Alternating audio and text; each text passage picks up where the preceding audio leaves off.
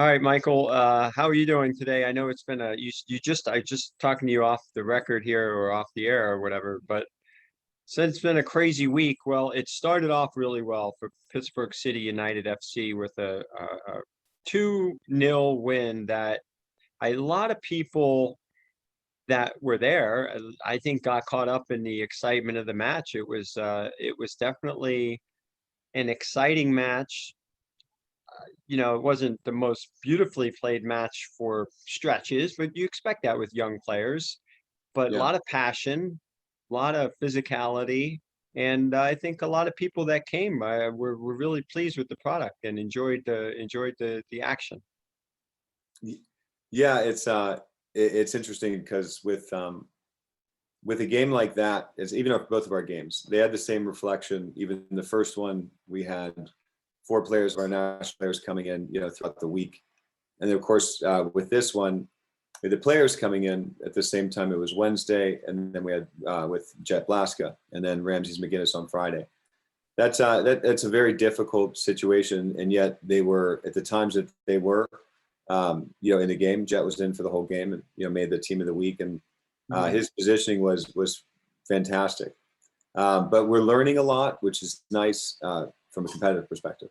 Because in our system, we're a little bit more conservative on the back line, and Jet is usually a CDM. But we were trying things out because you can do that in the beginning of the season when you have this like level of talent. You can make adjustments. The last 10 minutes definitely were more of a reflection of where we're going. As an organization, I told the players the other day, I said, in 29 minutes, we've scored 5 goals.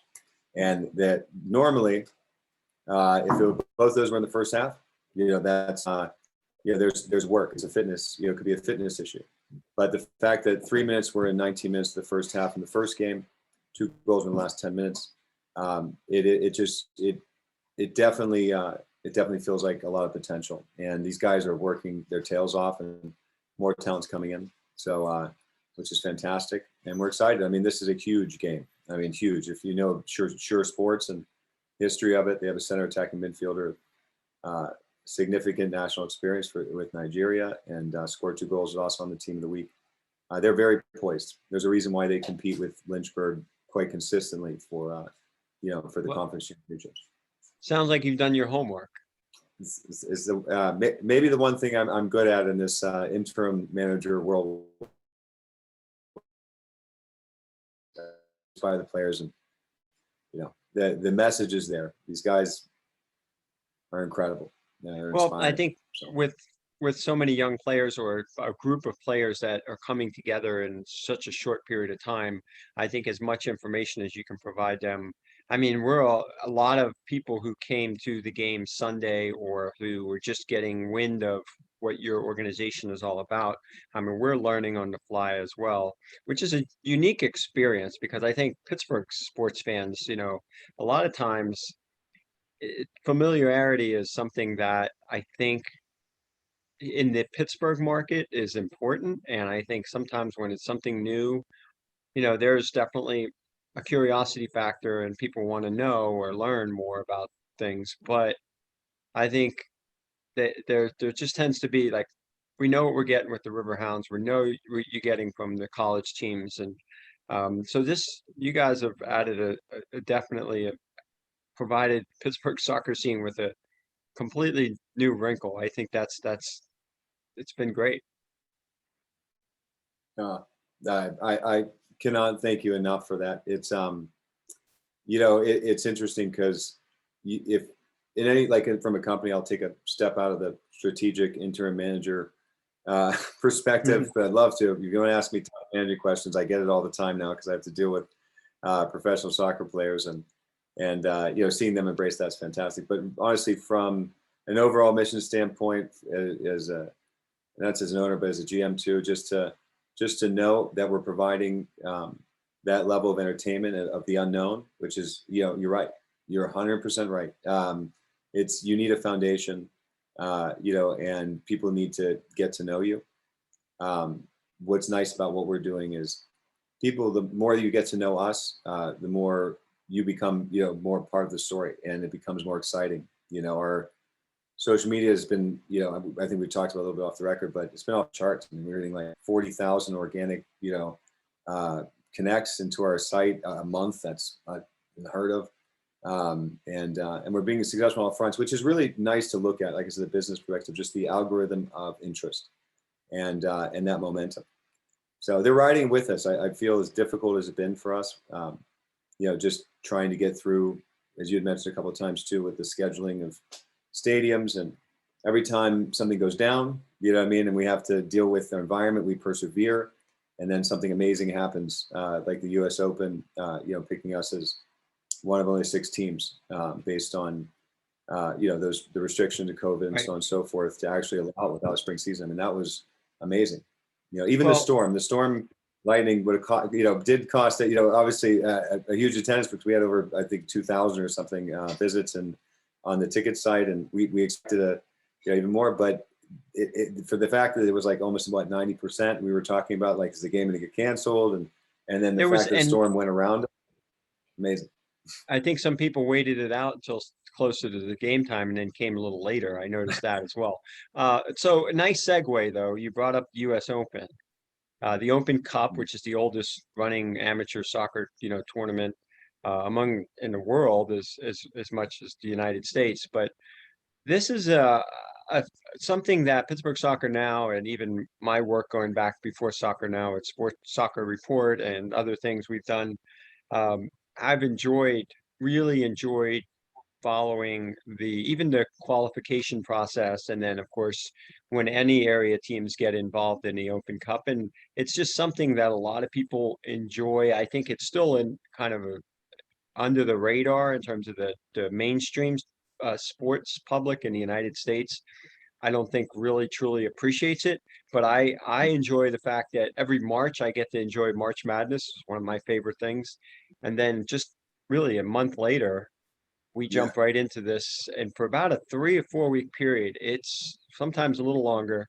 It's it's great. I mean, I absolutely enjoy that, the Open Cup and what the spectacle of it. So I know you're trying to get your club into the proper tournament, but the qualifying process is, you know, there's local clubs, Steel City FC and Tartan Devils, and they've gone through this and in recent years and brought Pittsburgh back into the limelight when it comes to the Open Cup outside of the Riverhounds. So that's been exciting, and you guys are gonna carry that mantle now. It's an honor, and finding out that we had a buy and going right into the second round, Hmm. playing IASC Boom, which is really Rock City Boom. It's an incredibly competitive New York team that wins a lot of UPSL, like Northeast conferences. They are incredibly disciplined. It's interesting when you say it, because people don't realize the level of talent and pros. We're not the only team, you know, with significant level pros with, you know, Division I, Division II type experience. I mean, Jet, you know, had his time with Division III and over in Spain and things of that nature. But it's, you know, we're not, we may be maybe the most balanced when we're all together in regards to levels of talent. At the same time, we are going to be facing guys who've been pros, guys who've played national teams, and, you know, like, again, this Saturday is really important, because that game and the discipline that they've shown over time with Sure Sports is quite incredible. It's very consistent to what we'll be facing for the New York team. Yeah. So, you know, I stay true to it. You know, it's I guess early for. I always say that the longer it takes for people to figure you out, you know, from a competitive perspective, it's the best advantage in the world, because you really can't follow what we're doing on tape, you know, because it's more of coming together on what it's supposed to be. This formation is aggressive and conservative at the same time, but it really requires everyone staying in their function and understanding not just what they're supposed to do, but they have to know where the field, you know, the field is. And I always say that, know each other's talents, know how we can utilize it. That if we can approach teams in the further rounds, if we're fortunate enough to get past, if we can approach them as 11 players, you know, do it at the best of their ability, we'll get Chitty Bright back. You know, that's a huge factor with his experience. You know, maybe in the third round, maybe in the fourth. But to have that once we gel together, it's fantastic, because then that's our real first game, you know. Now I'll say that this Saturday is going to be that. I mean, Inter-Atlantic, very competitive team. Germantown, very competitive team.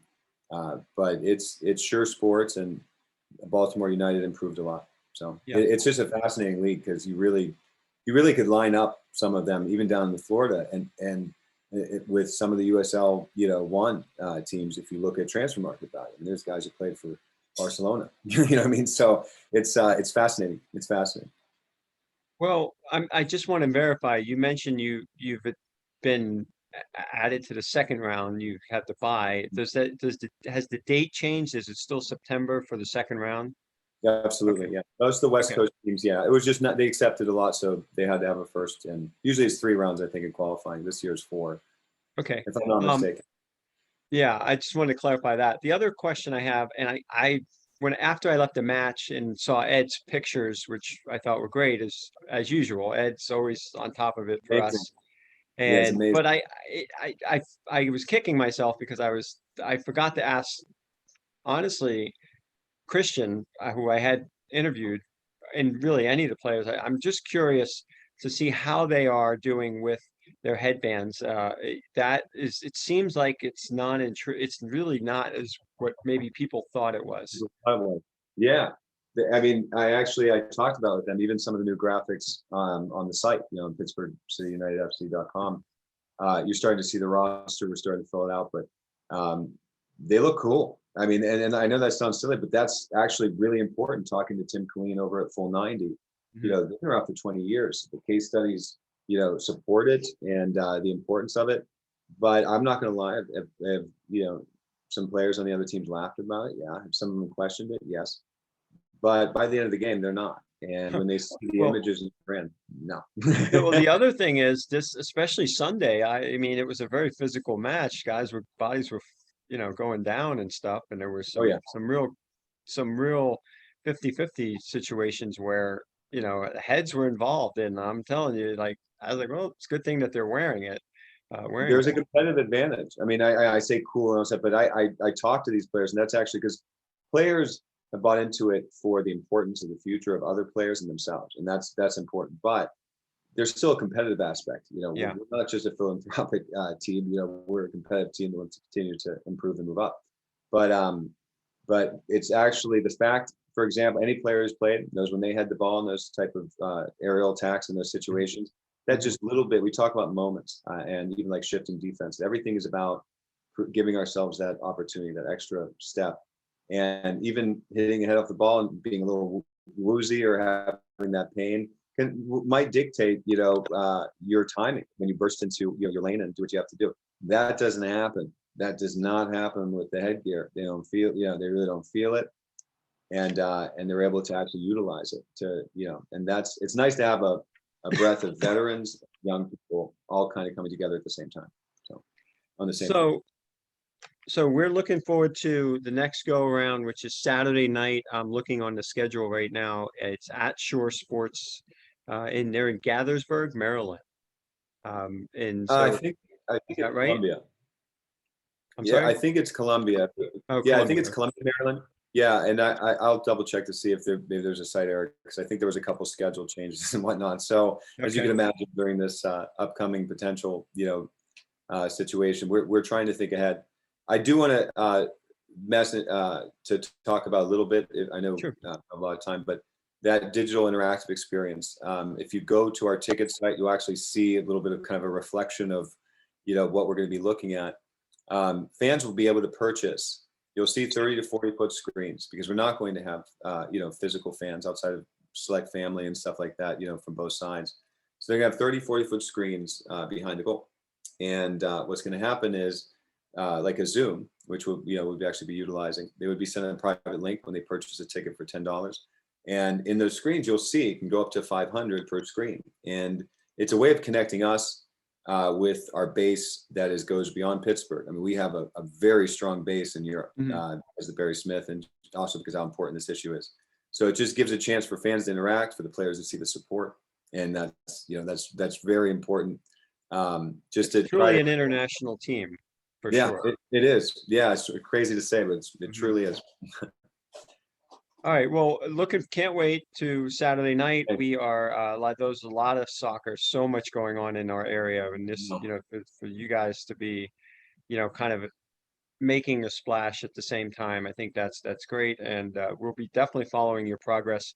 If anybody wants to follow the match, I would recommend that they visit your website. And again, just direct anybody to where I'm sure your Twitter account might be updating match results as well, and that sort of thing, right? Absolutely. Yeah, and it's on 11 Sports, so it will be live streamed through there.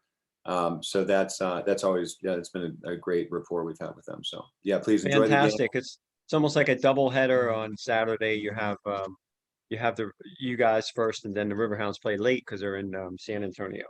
And then I get to watch the Riverhounds again. That's awesome. Go Hounds. So All right. Thank you so much, Michael. Have a great one.